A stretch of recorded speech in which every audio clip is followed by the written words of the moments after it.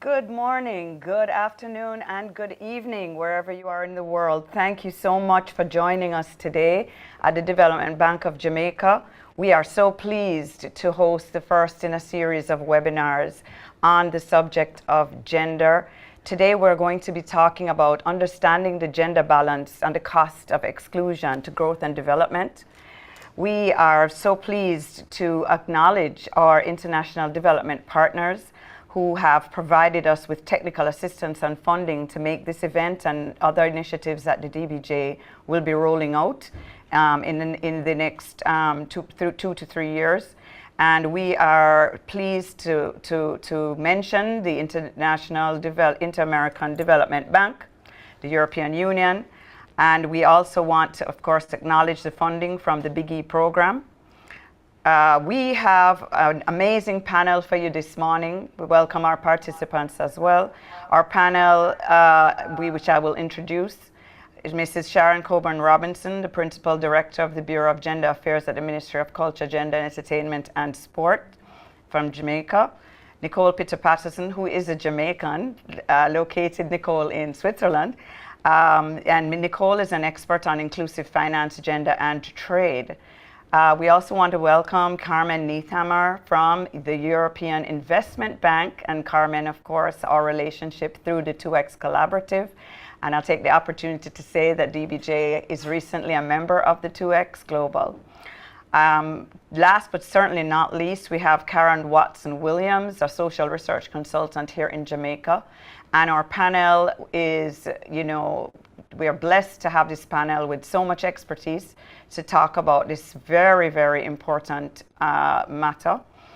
Just to give a little background on some of our panelists. So Carmen is the Senior Gender Specialist at the European Investment Bank. She's based in Luxembourg, and she leads a gender team on women's entrepreneurship, both within and outside of the European Union.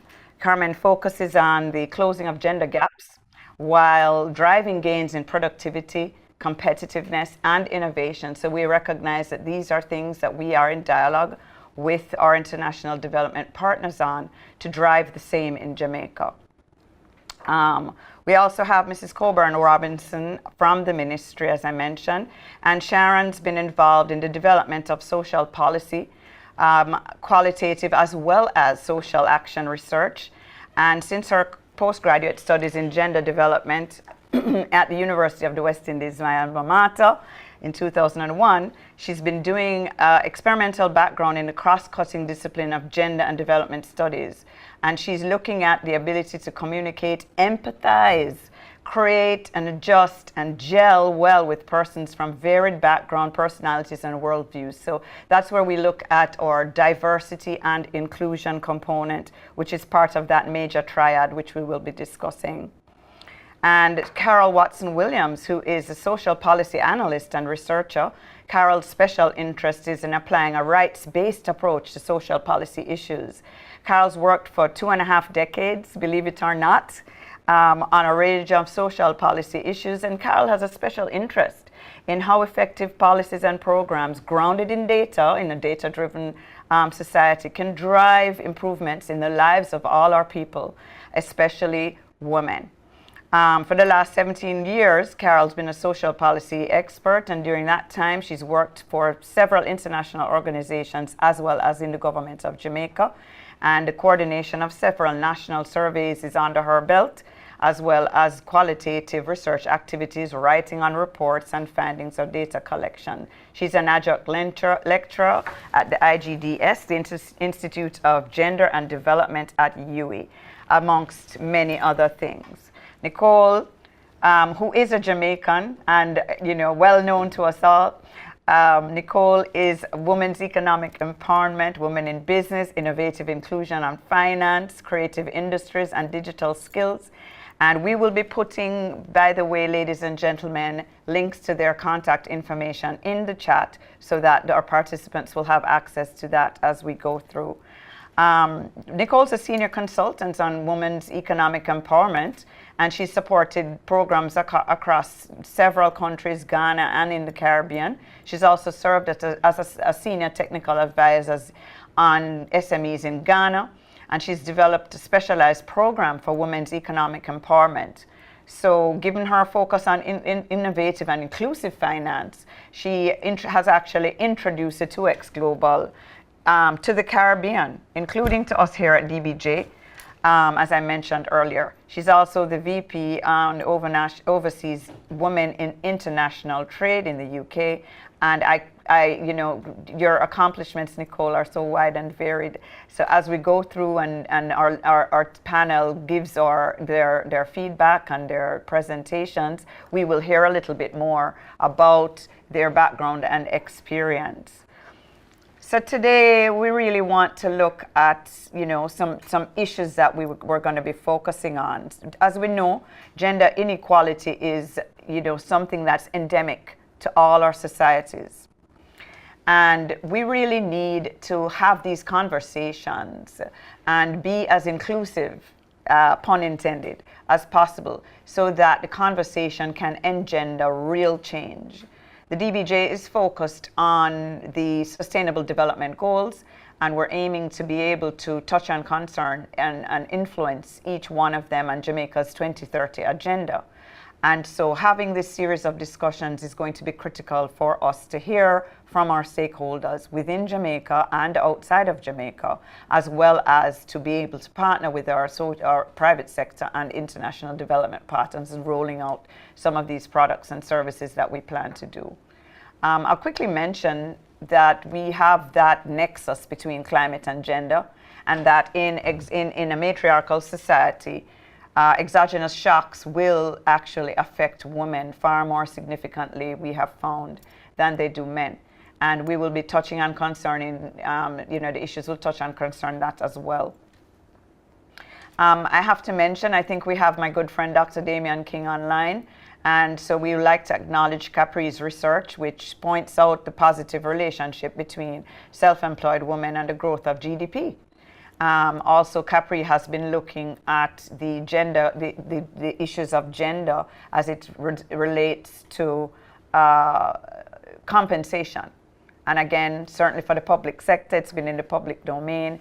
The conversation around compensation is really, really live.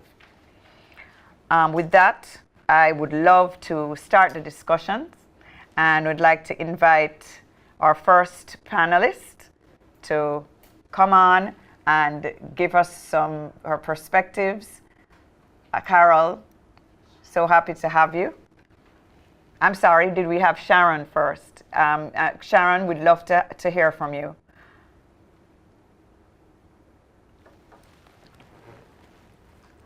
Thank you so much, Deborah.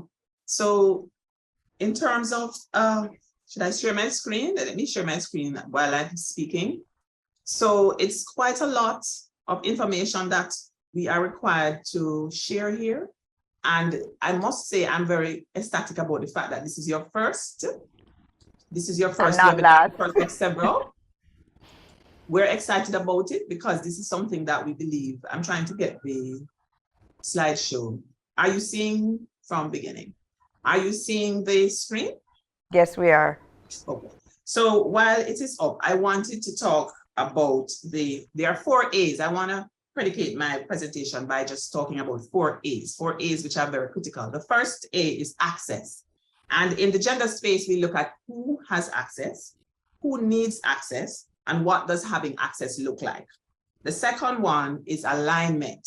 What is alignment? Alignment looks at the relevance of what we're doing as a gender machinery within a ministry and a part of a gender architecture, which is all of the moving parts that do gender, the pieces that work with gender, whether it is a government organization such as the Bureau of Gender Affairs and the Women's Center of Jamaica Foundation, or it is a women's group such as Women Inc. and the rest of groups, faith-based organization. The architecture is all of the parties doing gender.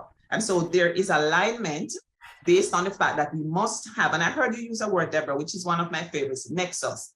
There has to be a nexus between what is happening in the government space and what is happening in the NGO, the civil society space, faith-based organization, community-based, and we all are linked. And that is why we call ourselves a gender architecture. The third A looks at advocacy. And advocacy is huge because we ask ourselves, who needs to take advocacy? For whom should we advocate? And once we advocate, how is advocacy going to be impacting persons? The fourth A would be action. So having talked a lot about access, looking at who should have access and making sure that there is access. Then there's alignment, advocacy. The fourth would be action. How do we make sure that we're doing what is required? Now, if I look on my screen, it says a contribution of our women is vital to achieving sustainable development, peaceful and secure societies, communities, and to eradicate poverty. This is very big. So globally, one of the primary barriers to women is political participation and leadership. And so as a government, in collaboration and partnership with the other parties who are a part of the architecture or international development partners or groups, we have been looking at how to increase women's participation in politics and in leadership and in decision making. So these attitudes, the value, that's attitudes that relate to how do we make sure that there's peace and security. They devalue women's labor and leadership by positioning women in the home. Of course, we understand that when you're positioned in the home, it narrows what it is that you can possibly do. And it disregards the fact that you have a huge contribution to make. Sometimes persons do not want to choose women for power and decision-making leadership positions because they think women are not tough enough. And so one of the things I'm asked to do as well is to look at experiences and opinions on the gains made from supporting inclusion. So I must talk about the policy for national policy for gender equality. This policy, we want to call it, or raising the tray for gender mainstreaming. And I'll quickly tell you that the vision of this policy is to ensure that women and men have equal access to socially valued goods and are able to contribute to national development. So if we look at, I earlier talked about the participation of women in politics, and this is important to us because that's where the decisions are made. The huge decisions are made in the Houses of Parliament and in the Senate. So if we look at our political participation, one of the aims, one of the objectives, one of what we want to do as a big ticket item is to increase the political participation of women. Now, the National Policy for Gender Equality, which I mentioned earlier, it recommends that the Senate and boards of public bodies should comprise a minimum of 30% women. And that's a quota that we have borrowed from the international and the regional agenda to say, if we have a quota, then we must say you must have at least 30%. It could be more, but we must have at least. So Jamaica has 8 women at this point, representing 38% of the senators, and that's serving 20, and that's in the 21-member Senate. It might look low, 8 women, but 38% is above the minimum quota. So we consider that as something that we can say, at least we see that there is a move to include women, and we are pushing to make sure that that gets higher. And while I'm here, I can tell you also that just recently we started a group of women. You might have seen it and heard about it. It's called the Women's Parliamentary Bicameral Caucus. And that is combining women in Parliament and in the Senate to have conversations about how they want to look and feel, how leadership should look and feel, how governance should look and feel, how political decision-making should look and feel. This is something that we've started, and the motion has been moved in the House and has been approved in the lower house, that's the House of Parliament, and in the Senate. And that's something that you will hear more about. One of the interesting things we did also before we got to International Women's Day, which is March 8th, is to have a group of young women. You might have seen that in Parliament, historic. For the very first time, we had a first female sitting on 21st February of women in Parliament. The reason we wanted to do this is because we recognize that young women are critical to development, and particularly in shaping how we want to have our society look and feel in another couple of years.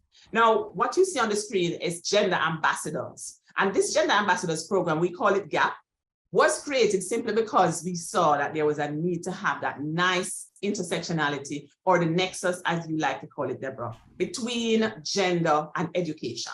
And so GAP is that program that allows us to be able to go into schools with a distinct focus to create awareness and activism on gender equality, as well as elimination of gender-based, school-related gender-based violence. We found that there are lots of statistics that indicate that sometimes students are getting into fights, having acts of violence, and this is an issue for us. And so we have now interfaced with 25 participating schools across Jamaica who are a part of this. Now, for gender mainstreaming, as you're aware, it's important to have gender mainstreaming, and especially where you have an area where you have a predominance of men. And so this photo that you're seeing with a JDF member receiving his certificate to show that he has gone through the training is important to us, because we recognize that there are many cases where we have to be, fighting the whole idea of patriarchal norms, patriarchal ideas, stereotypes that say, there is this issue of how do we get men to understand that it's okay to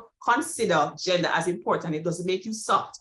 But when you understand that gendered lens are important to use, then you will treat persons in a way that allows you to see fairness and equity, and your outcomes are going to be much better. So at this point, we have 150 senior policymakers who have been trained in the public sector on the importance of gender mainstreaming to achieve gender equality. We have 27 ministries, departments, and agencies that have received their gender equality certification. The JDF was the one we had most recently. And that's because we have 4 guiding principles in our policy, and those guiding principles feed into the whole gender mainstreaming focus. Another thing we look at as a big ticket item in terms of how we can look at experiences about including gender in what is happening in this public space and in the private space. We have this very ambitious plan. You might have heard about it. It's a long name, so we call it NSAP-GBV for short. It is a National Strategic Action Plan to eliminate gender-based violence in Jamaica. It's a 10-year plan, so it spans 2017 to 2027. And quickly, it just says, we look at how it is that we can challenge this idea that it's okay to be violent and it's okay to violate persons and to abuse persons. We think that that is totally out of context. That's totally wrong. There is a no tolerance approach, a zero tolerance approach to violence done to any person at any point in their life cycle, at any time. And so we have been using cutting edge strategies. And this has been done throughout the architecture, not just as a bureau, as a government entity, but with the members of the gender architecture to prevent gender-based violence and to protect the victims. And so in order to have these actions so that persons not only hear that they are able to talk to somebody on a line, for example, a hotline or a helpline, we have now opened one national shelter, and we have 2 regional shelters. One is up and running in the Northeast. Congratulations. The national shelters in the Northeast. We have a regional shelter that's one regional shelter that's in the Eastern, and there's one to come in the Western Island. Let me go quickly the legislation. Now, one of the things— Sharon, I don't want to cut you. You have about 3 minutes. 3 minutes to move on. So no, okay. I think you're down to 2. I'm getting an indication. This is such an important slide that you have here, though. Yes. If you could just give us something on the sexual harassment, and then we need to move on to our next panelist. No Thank you. Thank you, Deborah. So you would have heard about this legislation, which is quite cutting edge. It's the Sexual Harassment Protection and Prevention Act. And that's because for years, persons have been languishing in terms of the cases of sexual harassment. So what we have is that we have established a unit based on the fact that the legislation was approved in 2021 November. And that sexual harassment unit is supposed to support the tribunal. The tribunal will be a part of the implementation largely for this particular legislation. So the last thing I want to say is number 4, which I was asked to look at, and strategies to make markets and industries fairer, level the playing field, and make sure that there are groups, vulnerable groups are factored in. So I would go down to this one, which speaks about the COPE initiative. The COPE initiative is something that we have started in 2019 because we saw the need for groups to be empowered and to be able to do fantastic work, while it is that they are still maintaining their focus and making sure that they are able to impact development in a big way.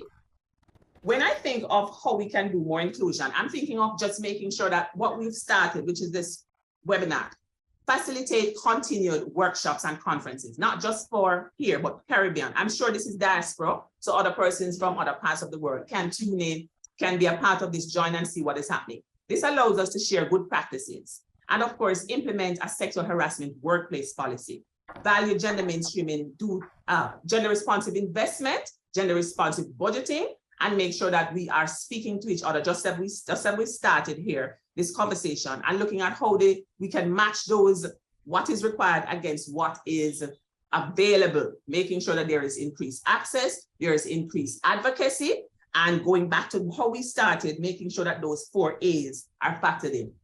I thank you. Fantastic. Thank you so much. And we would love to have you make your presentation available, if you wouldn't mind.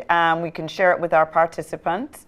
Nicole, we'd love to have you come on now and share your perspectives with us.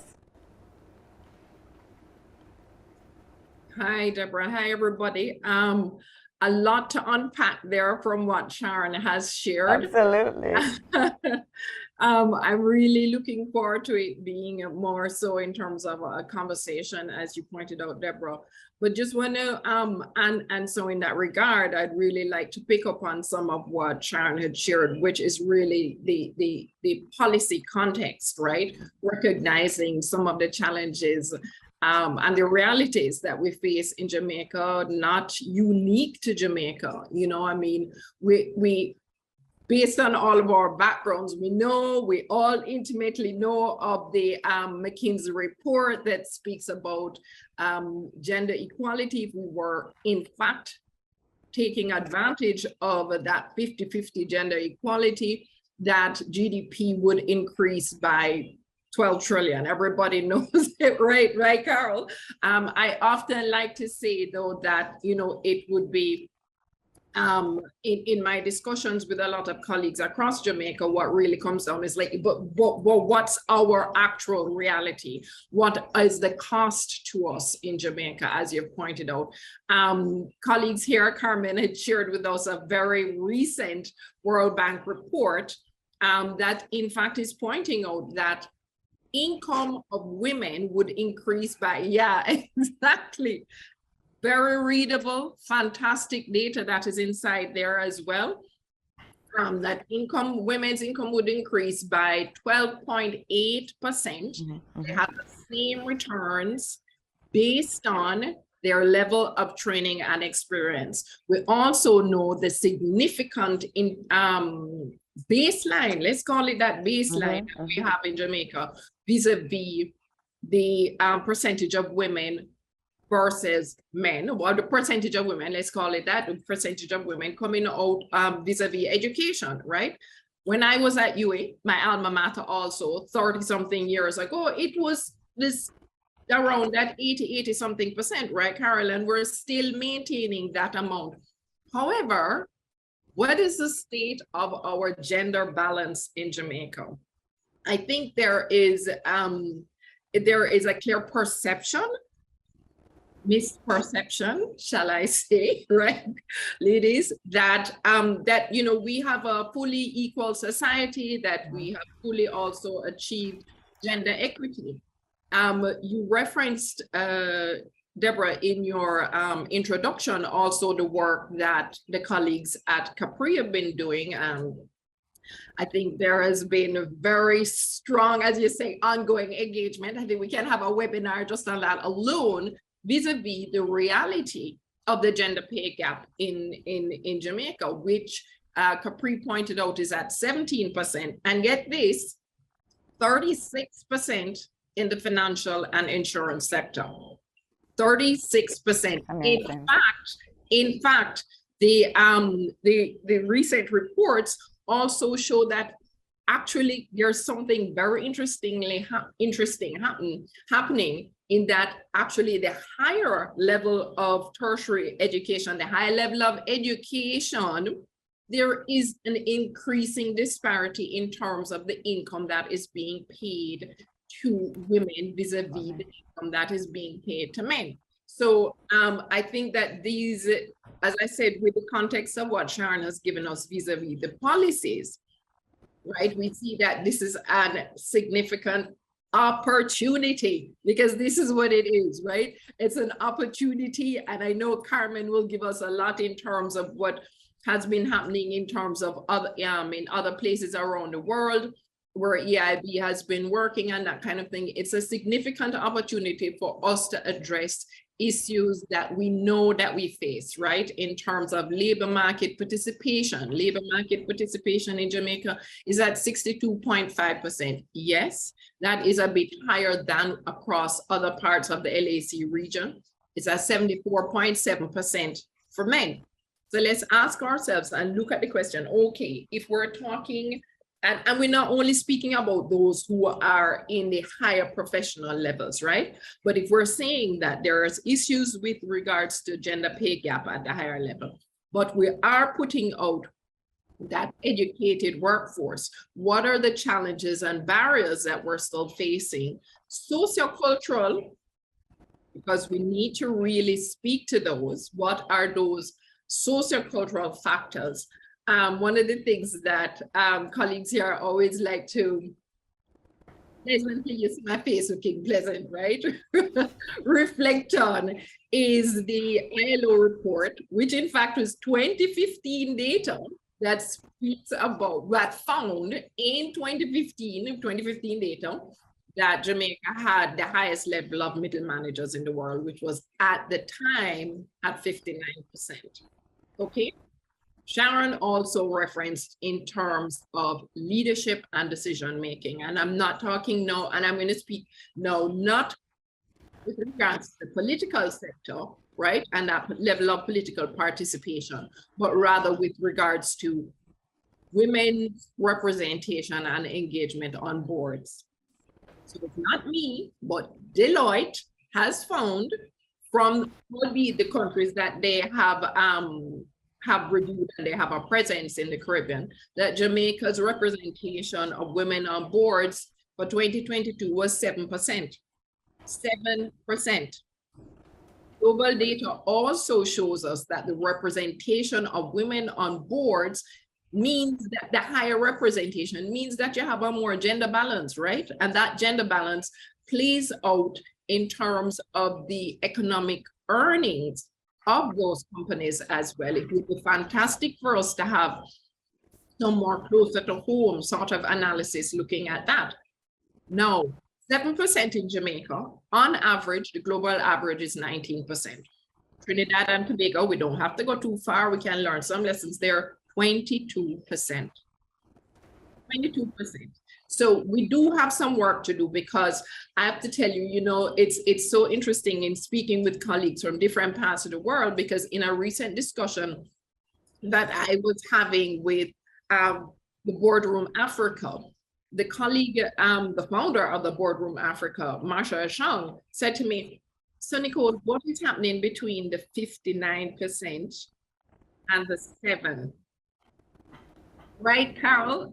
Exactly. So there's a lot for us to look at there, a lot for us to unpack there. Yes, we face the realities not unlike other parts of the world of unconscious bias in terms of women being more so in the formal sector. Even as entrepreneurs, they may not have formalized their businesses and that kind of thing. We spoke already in terms of them earning lower salaries, the realities and a lot of the research and just the practical information that came out from a lot of work that UN Women had done also during COVID in terms of the substantive increase in time that was spent on care. And also, as I say, everything to me is an opportunity, right? Because we can, in fact, look at what improvements we need to make in terms of making more affordable and more structured care systems to have those in place. We very clearly also need to reduce the barriers with regards to equal pay, access to finance, a major issue. In Jamaica, we have the situation where 56% of bank accounts are held by women. Yes, it's 58% by men, and that's the World Bank Global Findex data that's giving us there. But then there are clear challenges that women businesses face when they're going to get access to finance, right? When they're seeking that access to finance, which is why initiatives like Biggie in terms of SME, the other initiatives at DBJ, like the SME loan. Or A2F, access to finance. Financing, they're really critical, because we do need to definitely acknowledge that access to finance is not gender neutral. I think we have quite a bit of work still to do there. Yeah, because we have quite a bit of work still to do there, because even with a number of the various initiatives that the banks are doing, microfinance, the Development Bank of Jamaica, we need to integrate in those approaches. And I know that Carmen has a lot that she can share with us in that regard as well. And this is part of the reasoning and behind the work that QX Global is doing, right? There needs to be unique products, unique services, and very clear technical assistance that needs to be provided to women, not at the exclusion of men, but it's that the women need to receive that kind of support. And we need to also have the kind of peer networks where they're not excluded. Yes, we know they're not excluded from PSOJ, JCC, they're not excluded from these entities, but I dare say Jamaica is not going to be so unique in all the entire world that the situation that exists in other parts of the world will not exist in Jamaica. And furthermore, we know that they do exist from a lot of the data and the research that I've just pulled and I've shared from a lot of work that IDB, UN Women, World Bank, and others have been doing. So I just want to open up the conversation around some of those. Perfect timing, Nicole, because we really now need to jump to Carmen. So, Nicole has given us a fabulous segue to you, Carmen, referencing some of your work. So we're so happy to have you come on now and share some of the information that, we're expecting from you and this valuable insights. Thank you so much in advance. No, I'm totally honored to be joining you today. I'm learning so much about Jamaica. We had snow today here in Luxembourg, so I wish I could be with you in the room, Deborah. I'm thrilled to join you. I'm indeed responsible for gender here at the European Investment Bank. Particularly, I look after women's entrepreneurship, both inside and outside the EU, and women's economic participation. In Jamaica doesn't look so very different than what we see globally. But maybe before I jump into substance and maybe give you a little bit of where I see Jamaica advancing, what some of the trends are, where there could be something where we could actually turn and tweak the development a little bit. Maybe allow me to just introduce the European Investment Bank for you. I'm indeed calling you from Luxembourg, where the European Investment Bank is headquartered, and we are the lending arm of the European Union. We are in fact the largest multilateral lender globally, and we are the biggest provider of climate finance, which is obviously also very relevant for your country. And that, of course, brings a lot of responsibility with it. And with all of this financing that we enable, one of my jobs is to make sure that we're inclusive when it reaches the final beneficiary. As I said, when you look at Jamaica statistics, I was very impressed to see from the World Economic Forum that actually you're ranked in 38th place overall, which is quite significant. So showing that actually the difference between women and men is not like, it's actually doing quite well, 38 out of, I think it's 190 countries overall. And that in terms of the educational achievements in Jamaica, you're number one because you have so many more women, obviously, also achieving higher educational achievements. And on the economic part, you're at level number 14. And then that leaves out, well, how did you end up on 38th place? Because on the health indicators and the political participation ones, you're not doing as well as you probably could.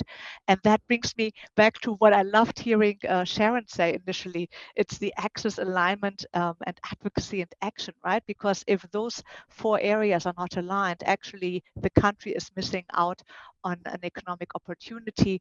In particular, in the case of Jamaica, you have high educational achievements, but they don't necessarily translate into labor force participation. And that is not good for business because you have talent that is not being honed in and taken in and being taken advantage of, if we may put it from a business perspective, while at the same time for the economy, it makes it very difficult because you're actually not making Jamaica the competitive place that it could be for both business and employment as it possibly could. And that is significant because also you had made quite a lot of progress over the years, but of course we have now had the COVID pandemic, right? And that has hit every single country globally badly. It has actually overturned decades of progress and it has caused economic and social disruptions. And there's more women than men currently looking for a job. In the case of Jamaica in particular, the unemployment gap has increased 13% of women, while it has almost increased 8%, a little bit more than 8% for men. And that is an important number because when we're talking unemployment statistics, we're actually looking at an indicator that that shows that women would like to work. Because we often know that in many country contexts, women don't have to work. They choose family responsibility over labor force participation or over the life cycle. They're actually they're coming in and out at different levels in terms of their economic participation. But this is in Jamaica actually an increase of 13% in unemployment rates for women. So women that are actively looking for a job and are not able to find it. And then that really brings me to the part of where I think we had also advertised it in terms of the event today. It's about costs and it's about economic opportunities, right? And it's not just looking at women, oh, they cannot find a job, and of course it would be nice if they could find a job and look after their families and contribute to their families, etc. But it actually has an economic cost for also for business in particular. And here I think going back also to Sharon's statistic, we talked about GBVH and all of the great work that you're doing. Globally, there's often a lot of private and public partnerships that are being put in place because obviously higher GBVH rates, gender-based violence and harassment rates, both in at the business place as well as in public fora, they have an economic cost, right? And so it is about women not wanting to be at work. It is about, it doesn't always have to also be, of course, women, but it's about women not showing up for work, not wanting to work. It's about higher health costs. It's about higher absentee rates. It's about people that are distracted because it actually causes interruption in terms of the community, about the family. Everybody is not as productive if they're having to deal with something like GBVH. So that actually brings a significant cost with it. And similarly, we're talking about access to finance for women, and of course the 2X community. And for those of you who are not familiar with the 2X community, is actually an initiative by the G7 that was launched by the G7 finance ministers in 2018.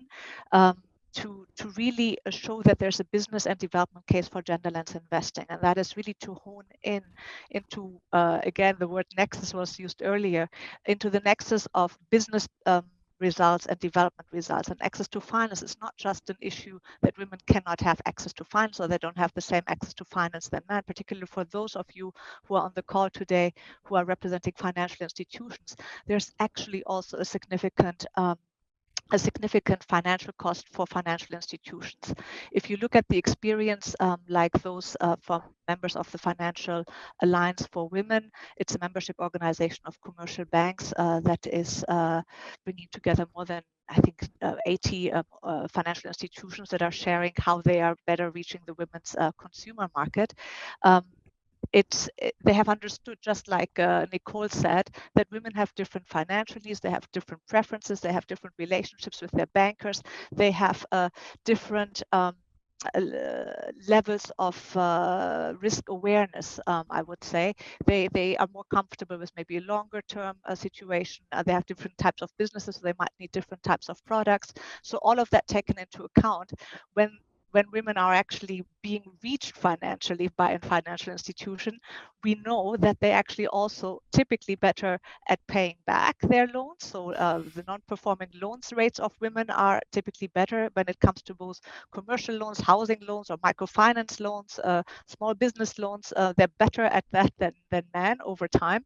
And they're also, and forget about just paying back loans, but when they have a good relationship with the financial institutions, they also tend to bring the entire business of the family and the friends to that that institution because they tell everybody how fantastic their experience is. Yes. And on top of that, they're better at cross-selling financial products. And so for financial institutions, that really is an opportunity that when financial institutions start disaggregating how women versus men customers do, it's something that I can highly encourage everybody to look at, including also for those private sector representatives online today that might want to look at, how is the institution serving women and men as the employer of choice? Are women and men staying as long in the institutions as the employer would like them to, and are they actually also bringing back their others to marketing to others that they have a fantastic employer? And I'm probably running out of time, but there's one more nexus that I really wanted to mention because I think it's incredibly important in today's time. We just recently did some number mining of our own portfolio, and we were able to really show and also substantiated by other research out there that there is a huge nexus between female leadership in private sector companies and climate action. This A from the 4 A's, Sharon.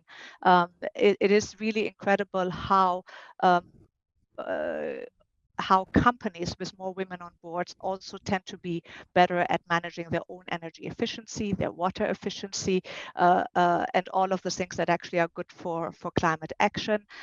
There's research out there, particularly also in the European context, but I wouldn't be surprised if that also holds true in the global context, that banks tend to lend less to polluters. And so when they're led by women, and then you have indices where also women mayors are better at managing climate action. And more sustainable cities are actually managed by women mayors and their city teams. And so there's a huge opportunity here for Jamaica to step up specifically on the leadership piece. And I was thrilled to see all of the slides earlier to really make a difference for the country. And this is not just for women, it's for women and men, for communities, families, societies, and the entire nation. So I think I stop here, but I would love to know more what people are interested in talking about in the conversation and the Q&A later.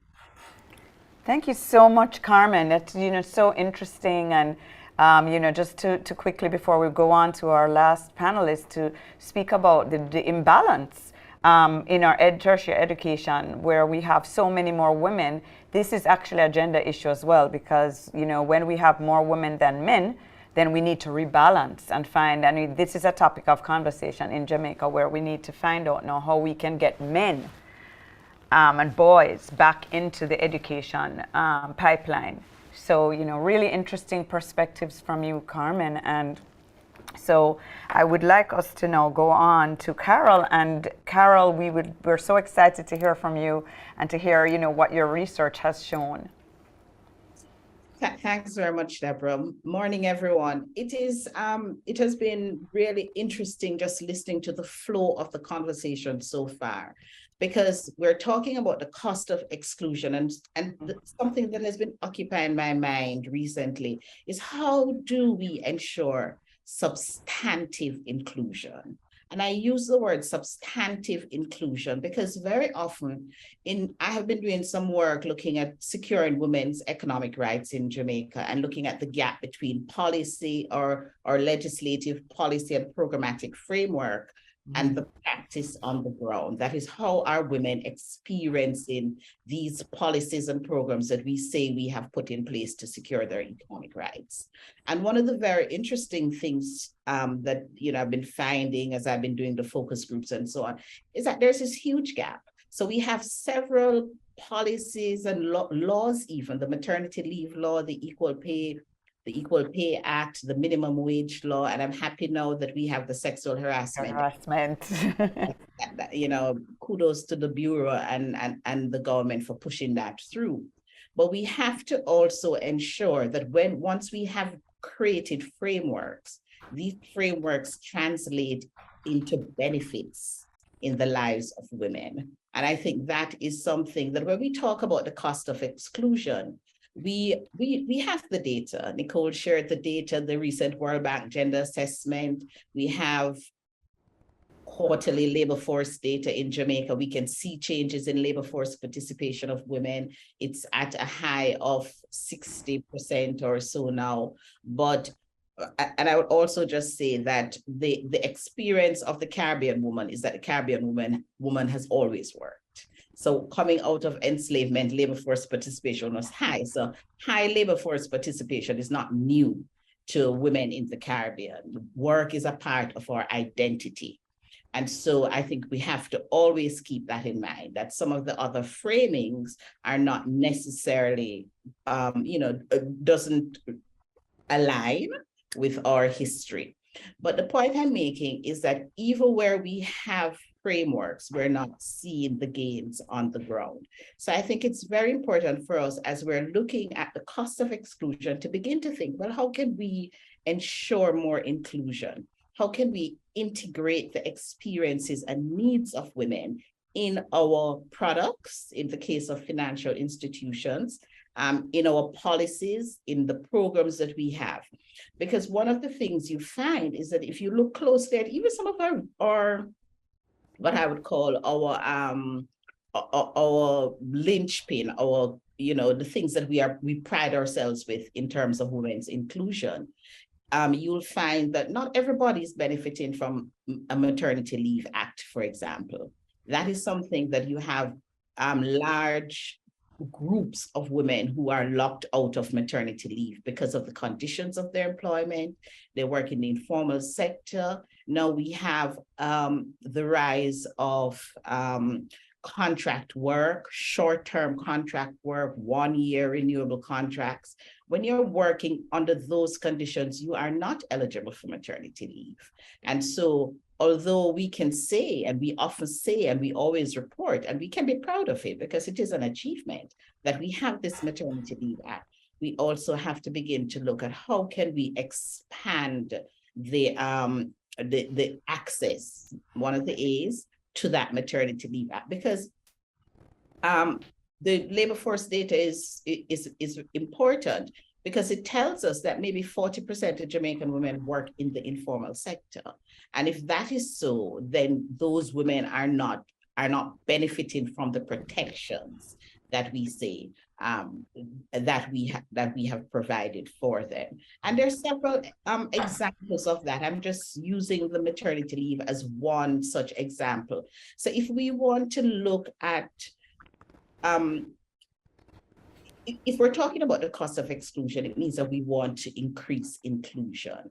And so even within the financial space, I know we have a financial inclusion policy, and we have to look at how are we going to bring more women into benefits. And it's great to hear, I can't recall it, maybe it was Nicole, maybe it was Sharon, who said about 56% of bank accounts are owned by women. I think that's a great place to start building for financial inclusion. Because if you look at women's financial behavior, we know a high percentage, over 40% of our households are headed by women. And these households that are headed by women are often headed by single women.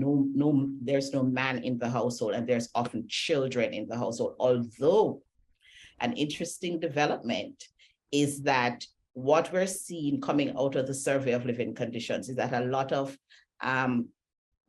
households headed by women are in the highest quintile of consumption. And that is not surprising, right? Because we know women are the ones who are investing in education. We have the data about the managers and so on. So it makes sense that we would see that in the data. But of course, we have other women who we also have to be concerned about. And that is where this inclusion conversation becomes important. And the point I was making is that a lot of women create their own kinds of financial inclusion through informal financial arrangements with the partner. They They go now and access short-term loans from these microfinancial institutions. I think if we had data from those microfinancial institutions, you'd probably see that the large part of their clientele is women, because they're borrowing money for all the things that they need to borrow money for: buy a pair of school shoes, buy books, buy, those sorts of things. And so women are actively interested in financial inclusion.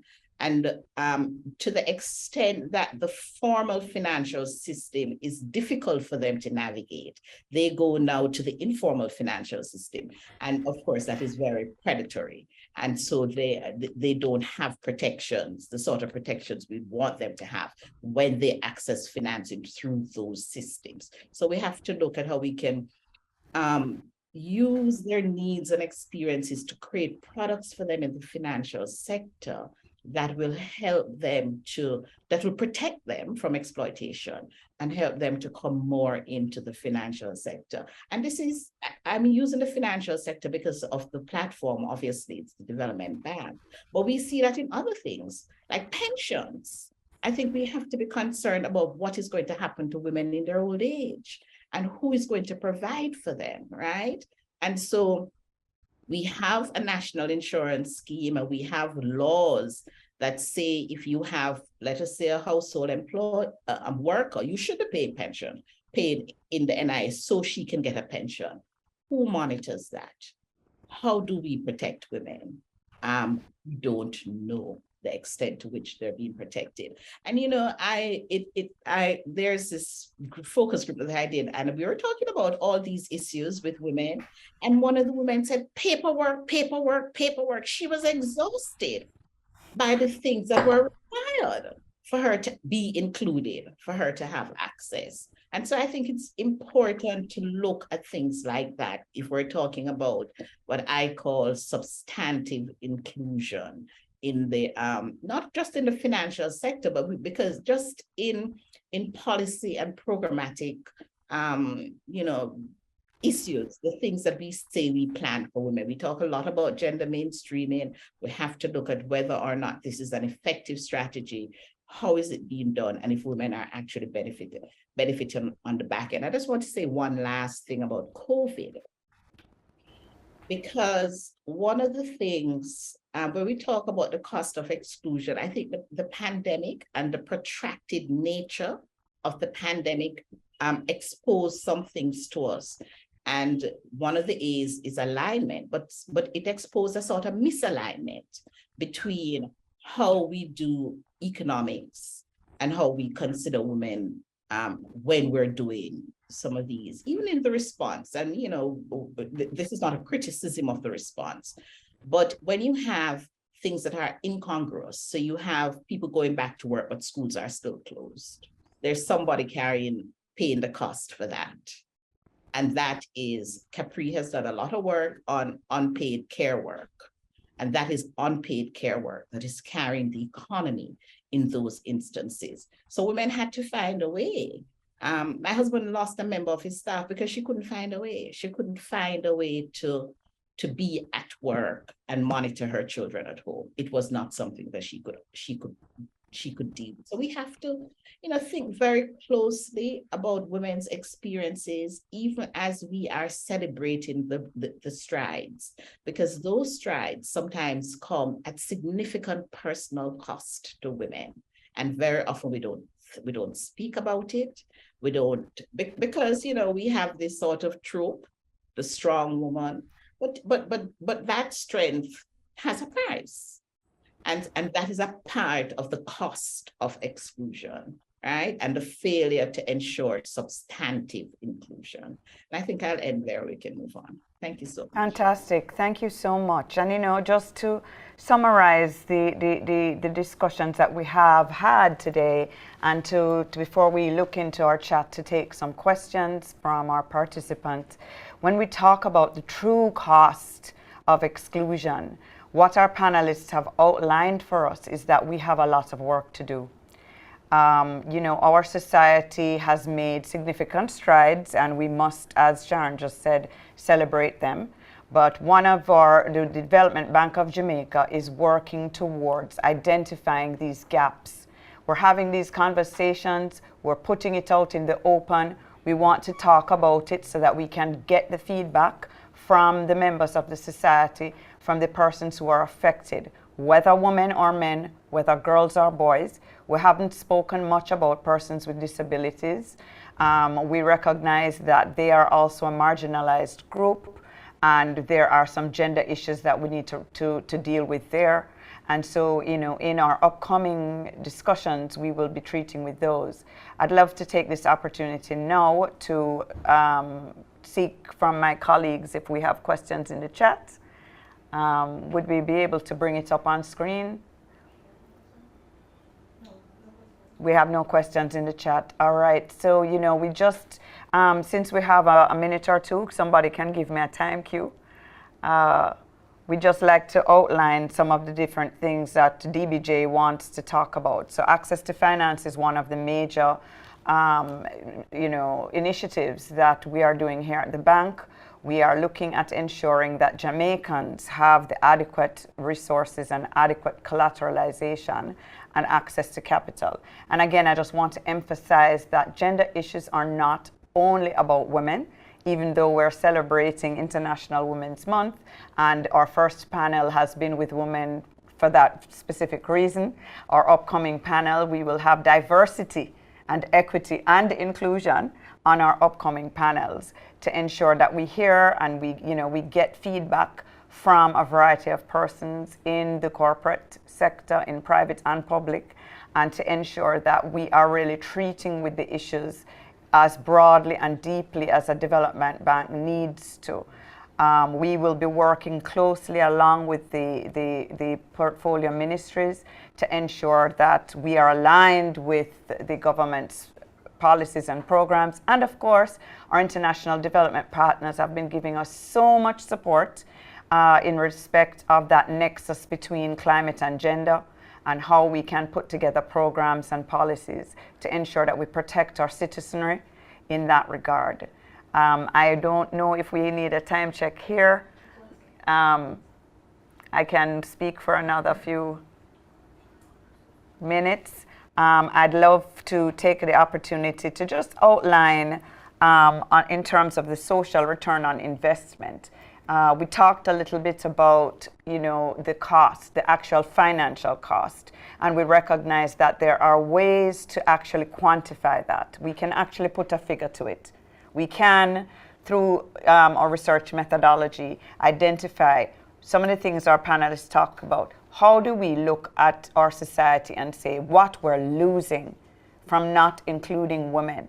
Let's start from the top at the level of our political directorate or judiciary. Then moving into the corporate space where we have women, a majority of women, I would say, in middle management and perhaps even at the C-suite level, but certainly not at the CEO level. And then we move into the informal sector where we find that women have these severe challenges in accessing capital, which the DBJ is working on and putting out programs and policies, and you'll see a lot of advertisement. And we're asking people to come forward to the DBJ and to look into what we have offering. But we need to really take the bull by the horn, so to speak, and determine how are we going to go on, panelists, in respect of this thing. What are our next steps? Can we partner more closely with each other? Can we partner more closely with our international development partners? I want to throw out to you, since we had a little more time, we have this recent development with the collapse of or one of the major banks in the United States of America.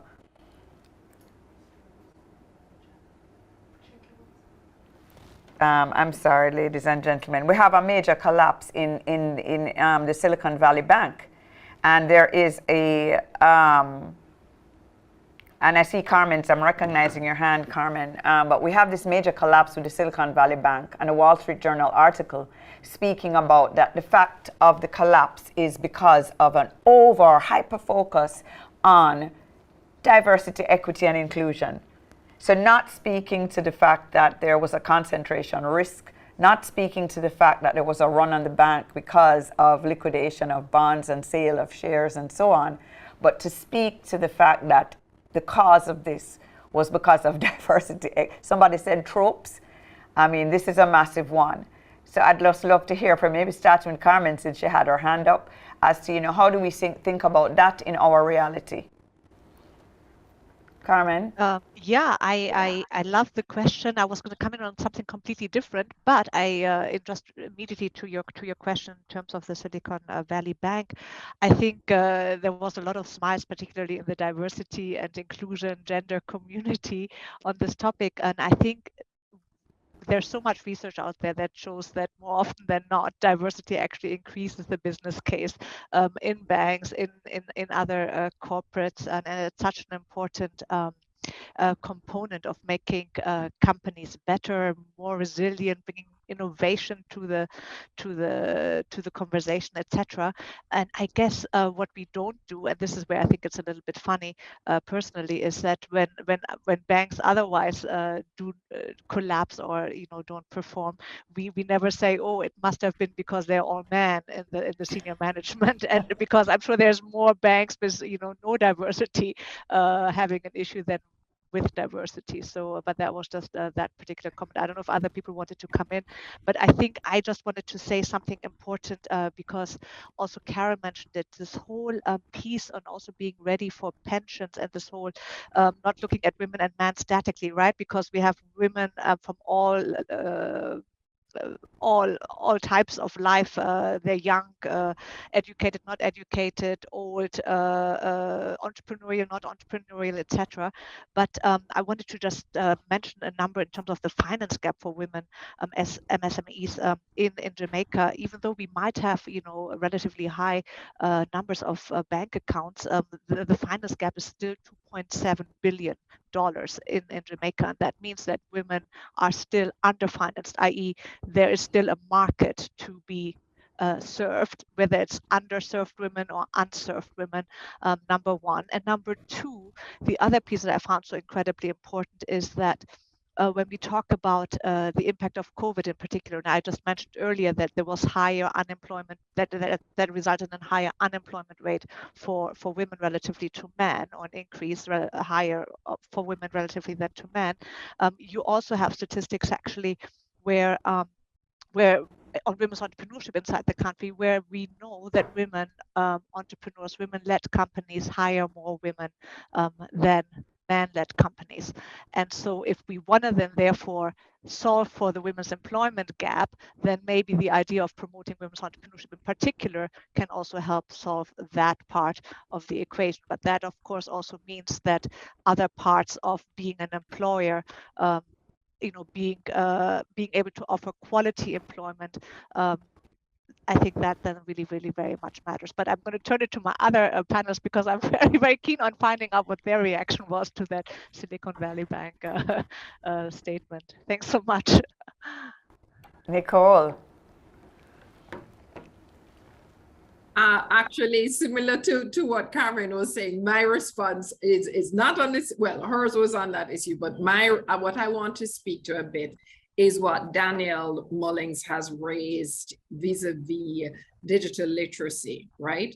Because one of the things as well in what Carol was pointing out vis-a-vis so much paperwork, right? We know that a significant way of addressing some of this can be in terms of digital products. Jamaica has among the highest level globally of digital penetration. I think it's something like 140% or something. It's over 100, certainly, yeah. Exactly. We know, you have your flow phone, you have your digicel phone. So and people have both. People have both, right? So there is a high level of penetration.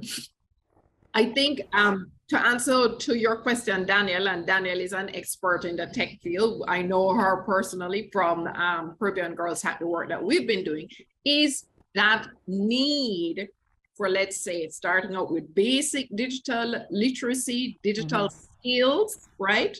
I dare say, in terms of approaches, there is a significant amount that we could do in terms of integrating approaches that have been taken in other markets, recognizing that we may still have, even with that high 85% in terms of women being educated, women and this is the issue vis-a-vis our literacy, right? Our low literacy rates as well. We may need to think about how we can create some digital products, and this is putting it out there for both DBJ and as well for our telecoms, that can respond to allowing, particularly on the financial side, in terms of financial services, use of access to finance that is maybe, allowing for modalities where you can use financial products on your phone, but basic enough that you can understand, engage, and utilize. We know that this is such a critical issue because we know of the banks that are closing so many different parts, especially in our rural parts of Jamaica.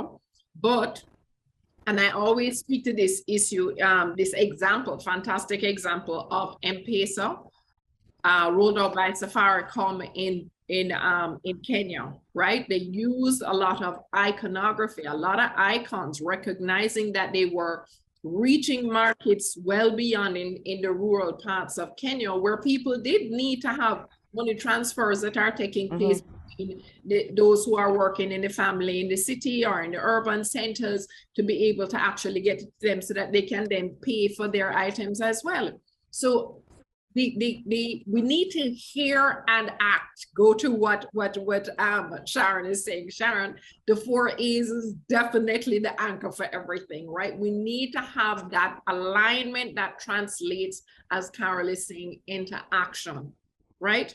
Can't just be a whole bunch of paperwork. Again, it's a fantastic opportunity for us to streamline our processes that we can integrate from best practices and lessons learned, different parts of the world, so that we have digital products that people can actually use and they have to understand them.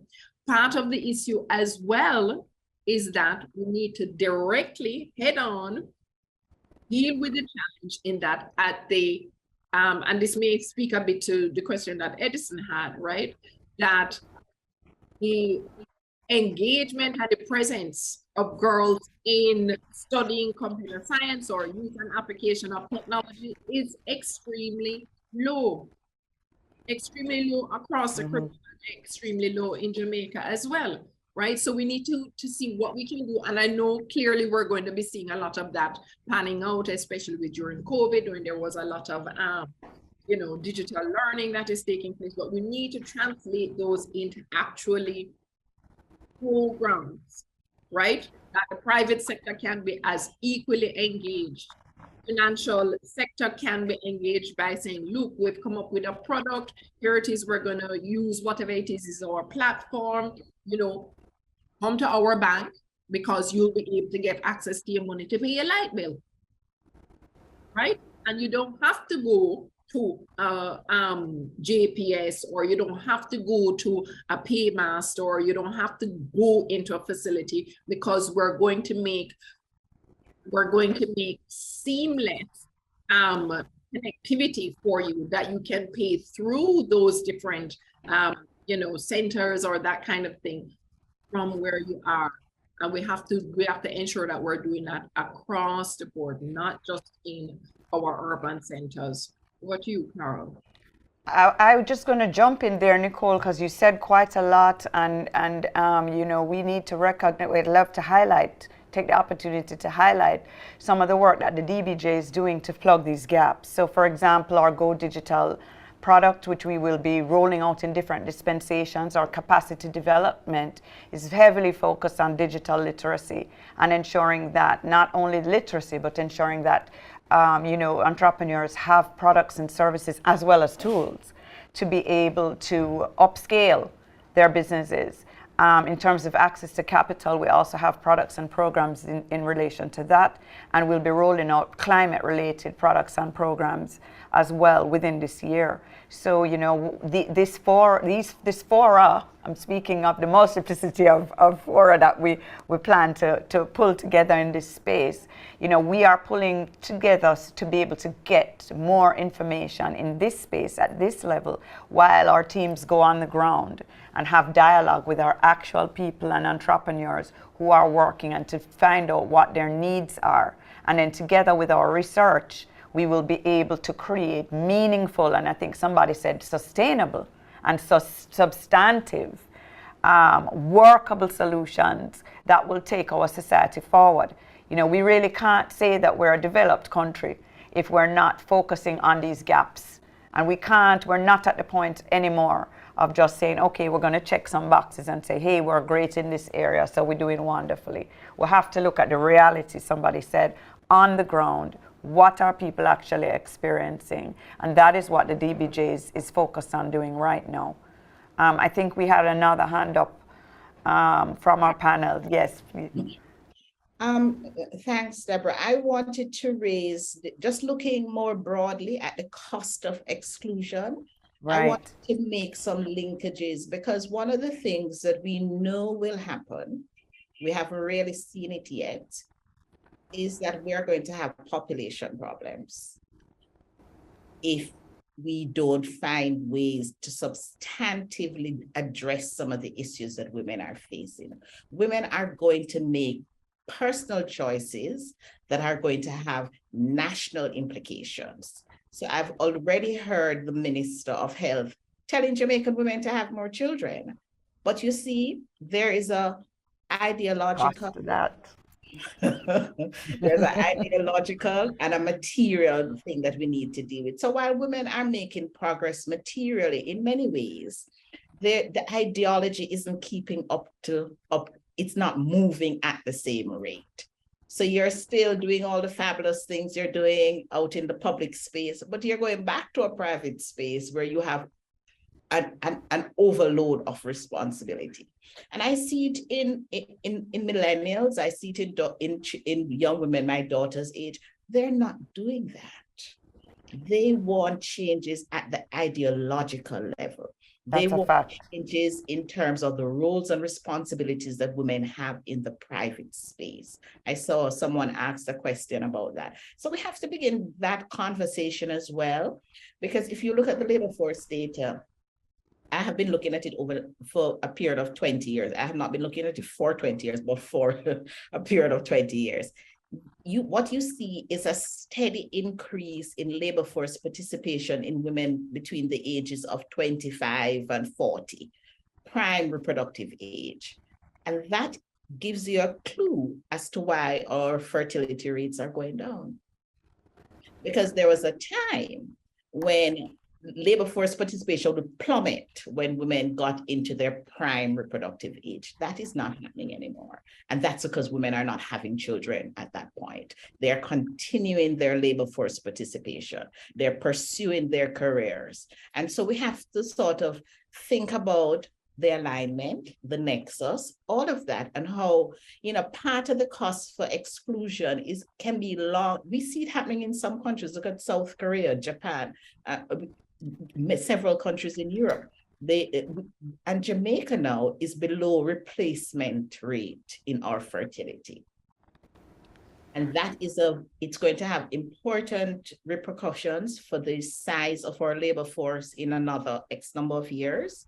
Because if you're having less children, you're going to have less people who are growing up to work, right? And it's also going to have important repercussions for our pensions. Because of course, if you're having fewer children, then some of the critical pension support that Jamaicans have traditionally relied on, which is support from adult children, will not be there. And so we have to think of the cost of exclusion in the long term. In the long term. And address it, not just by giving women more economic opportunities, but by changing the context within which they can pursue those economic opportunities. Well said, well said. I think that we have a question from Sharon, or a comment from Sharon, and I think we need to start wrapping up after Sharon. Certainly. Thank you so much, Deborah. I'll try to be brief. So I wanted to take a pitch just a tiny bit on what you talked about with the collapse. And Yes. my thing would be to say, show me the data, because it's what we've seen where the data is concerned is that the more inclusion you have and the greater participation of groups in the financial sector, the results, what we've seen in the data is that it is improved and you get better results, especially when you talk about development. So I would say, show me the data, because it might be anecdotal. Then I'm seeing two persons. Or bias. Raised. It may be confirmation bias. Yes, it could be. You know, there are so many things we could raise here, but for me, I would say if you have a body of data, if you've done the research to say this is what, you talk to the person, because we always know that somebody could always, in their head, hypothesize to say it could be this and, you know, hazard a guess. But when you drill down, is it that you have done the work, you've spoken to persons, and this is what the data is showing? If not, then perhaps it's just anecdotal. So I've seen in the question sections in the chat, persons are raising issues. I saw somebody asking about mainstreaming rural women, which of course is a big issue for us, because I could just quickly say here that the CEDAW, that's the Convention on the Elimination of All Forms of Discrimination Against Women. In Article 14, it speaks to rural women. And there's a big push that is recommended that we should focus on rural women, simply because rural women experience development in a disproportionate manner from the other women who are not exactly rural. You know, they have lots of access issues, and sometimes they don't understand the information and the jargon that's been used and so on. So they would probably need somebody to break down the language simpler for them, give them materials that show them how it is that they are going to participate in what is happening. Sometimes they have issues with capital. They don't have the collateral to get what is for the loan, for example. They don't have the persons who are supposed to be in their employ. For example, they have a small business. So we are a partner on the MSME and entrepreneurship policy.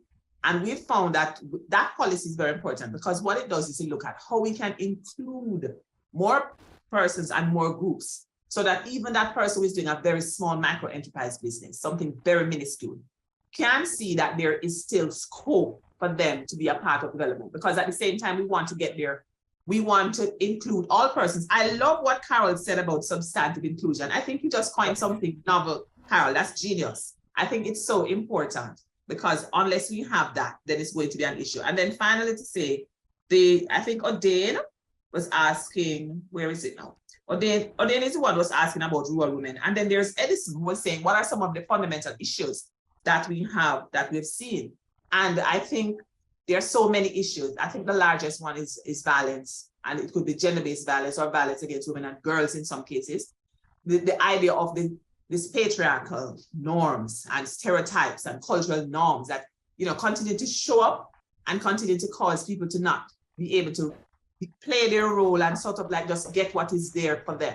And so the recommendation there would be just making sure whatever you're doing is responsive. So if you're rolling out a plan, I loved what you said, Deborah, about the fact that you're doing your gap analysis and looking at what is required so that DBJ can be as responsive as possible, and making sure that your budget, when you are giving assistance to persons, that you would have done your analysis, which is important, very critical. So you'll know exactly how you're matching what is required.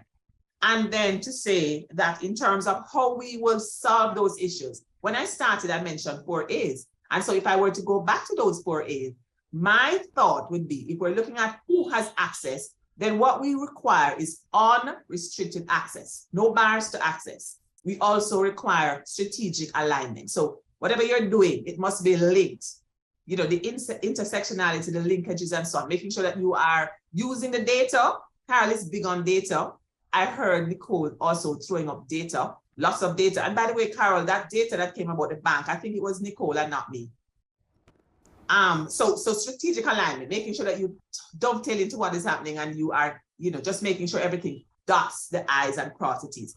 And then if we look at advocacy, what kind of advocacy would we want? So the rural women, the marginalized groups, disabled persons, persons who are old, the seniors, persons who are marginalized because they're voiceless and underserved, they would need to have targeted advocacy. And that's groups that are working together to make sure that the advocacy takes place. And once there's advocacy, you're going to look at what is it that we require out of this advocacy. Are we just advocating for no reason? Or are we doing this for a cause? And finally, to say purposeful action. So the actions have to be realistic and doable. And there has to be resource available. And so I'm so happy that we're talking about what can be done, because their resources are going to be very critical to that conversation, not just financial resources. And I like the fact that you mentioned it earlier, Deborah, that we're not just talking about financial resources, because sometimes you have other resources that are required, human resources, spatial resources and stuff. You know, how it is that we look at the geographical makeup. Is it that because you're a rural woman and you are in a very discrete area or a very remote area, you don't have access to what is required? So purposeful action. And I think if we are looking at just aligning everything together, looking at who has what and just matching what is required, I do believe we should be able to make that leap from not having access, but to making sure that we have, we're just making the, what should I say, making the links and matching what is required for contextual relevance. Thank you. I love that. Thank you so much. And you know what, one of the things I think we should close with is, you know, looking at the lessons learned from COVID. You know, it's a huge reality that we've had to face. We have some questions or a comment in the chat which speak to, you know, the formalizing of work. And I think one of you, of our panelists, spoke to moving back into the workplace after COVID. And I think there needs to be an analysis as to what is the impact of that, where we know that we have a matriarchal society.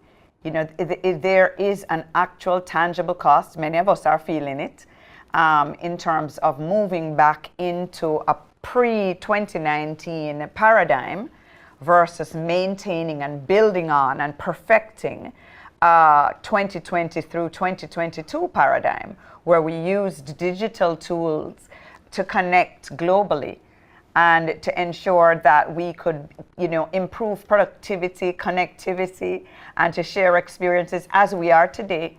You know, we need to do some kind of examination on that and determine whether there needs to be at the policy level, right? Certainly coming down from the public sector and encouraging the private sector to rebalance. I'd love to have a final point on that if any one of our panelists want to take that one.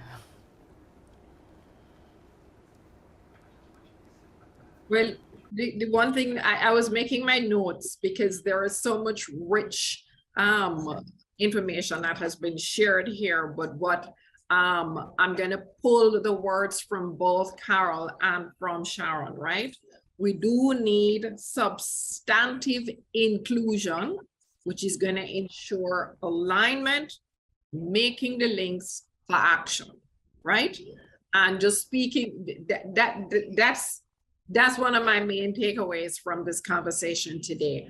And then the other thing that I would say is that flexible work arrangements, which is a question that the issue that you're speaking to, Deborah, you know, it would be quite interesting also to see if we do have some data that would have been gathered.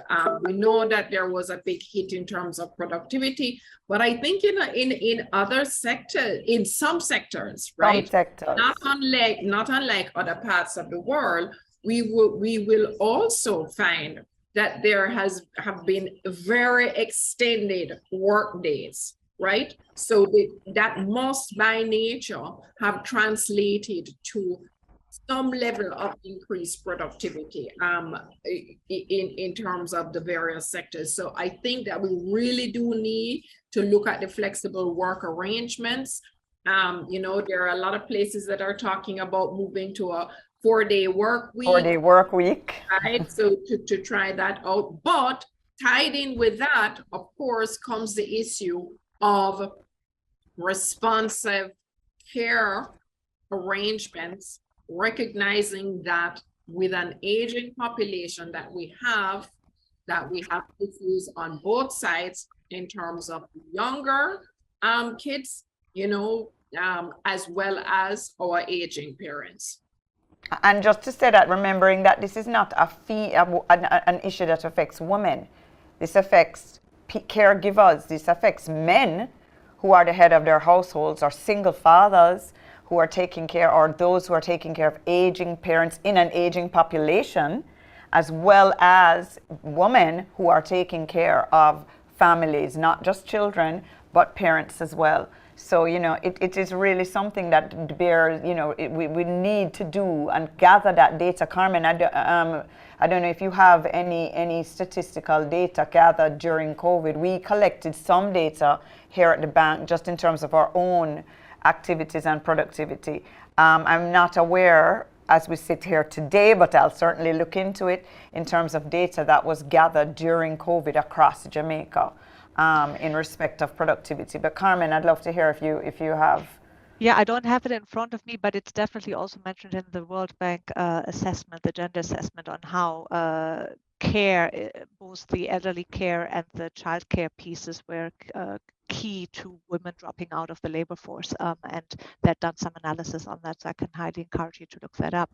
But I just wanted to close that I think it all sounds a little bit overwhelming when we mention all of these statistics and all the interlinkages and the alignments and the non-alignments and like action points. You can have like thousands of pages of action points. But all I wanted to encourage you all to say is, one, you're not alone in this journey.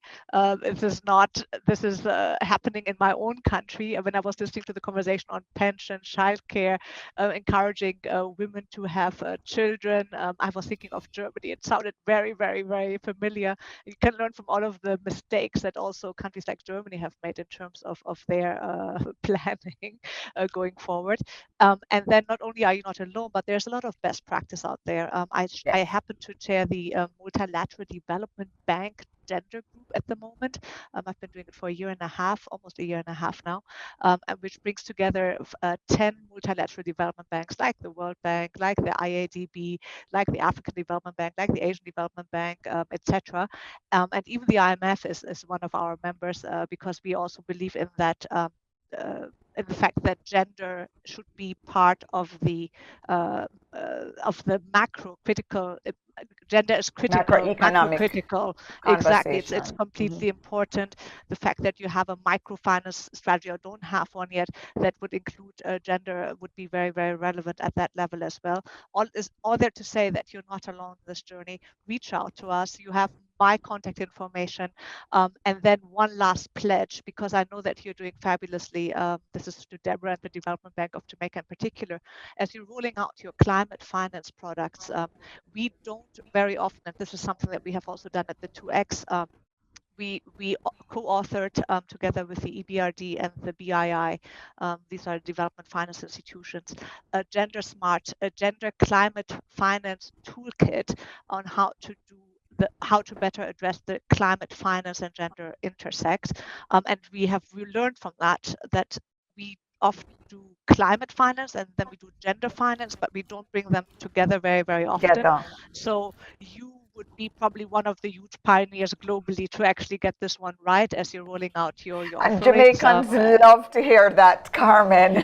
Jamaicans love to hear that. And so please, it is top of our agenda. It's top of our agenda.